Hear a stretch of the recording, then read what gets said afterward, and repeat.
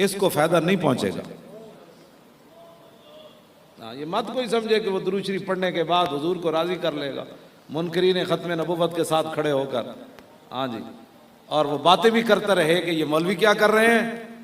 ہاں پتہ چل جائیں گے تجھے کہ تو جس کی محبت میں، تو اپنی گاڑی کی محبت میں بولا نا ہمارے دھرنے پر، تیری گاڑی بند ہو گئی۔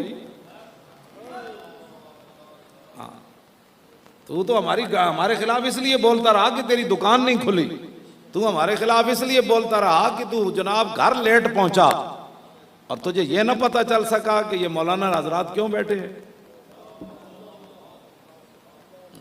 کیوں جی؟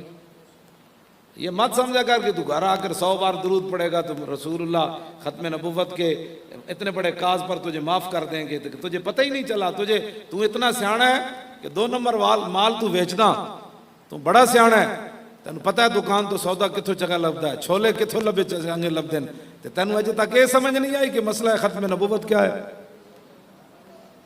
تو 1 روپے کا خسارہ برداشت نہیں کرتا دکان پر بیٹھ کر، اور ختم نبوت پر اتنا ڈاکہ تو نے برداشت کر لیا، تیرا چہرہ بھی نہ بدلا، تجھے غصہ بھی نہ آیا۔ ہاں یہ بات ہم اس لیے کر رہے ہیں تاکہ لوگوں کو پتہ چلے کہ لاہور کے روڈ بند ہو گئے۔ یہ تو تجھے پتہ چلا لاہور میں روڈ بند ہو گئے، لیکن تجھے یہ نہ پتہ چلا کہ اسمبلی کے اندر حضور کی ختم نبوت پر ڈاکہ پڑا ہے۔ ہمارا اتنا ہی کام ہے، اس سے آگے بات ہم نہیں کرتے، آگے بڑی ساری باتیں ہیں۔ آگے جو حضور نے فرمایا، کیا فرمایا جی؟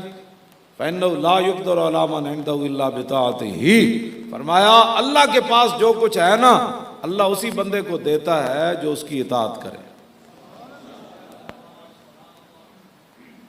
اور میرے آقا نے فرمایا جو چیزیں بندے کو اللہ تک پہنچاتی ہیں میں نے ساری اپنی امت کو بتا دی ہیں، اور جو چیزیں بندے کو جہنم تک لے جاتی ہیں فرمایا میں نے ساری اپنے امت کو بتا